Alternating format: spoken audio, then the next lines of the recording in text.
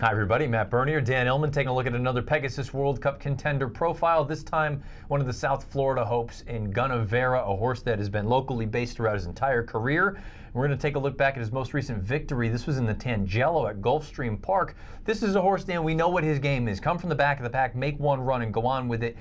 Probably seems unlikely that he can win, but can he hit the board? I think he's got an outside chance to crack the super in this race. He's got the home court advantage, as you mentioned. He has gotten better and better from a Beyer's speed figure standpoint, and there should be a fair to fast pace in the Pegasus World Cup. And Gunnevera, as we know, he likes to hang towards the back of the pack. He will come and run with a big try in the stretch, and he might be passing some tired horses that have exerted themselves early. Gunnevera is sort of a sneaky, big priced option underneath. He took a nice step forward in the Travers when he came with that just unbelievably long sustained bid, and we know that he likes Saratoga. He won a graded stakes race up there as a 2-year-old, but then he followed it up with a really strong effort in the Breeders' Cup Classic. I don't think anybody would look at that and say it was a disaster. He's trending the right direction, though. Is it enough to say eclipse one of the other newly turned 4-year-olds like a West Coast? I think West Coast has a lot of potential, but if you're looking at the angle for West Coast, saying, well, we've seen a lot of newly turned 4-year-olds hit their peak from a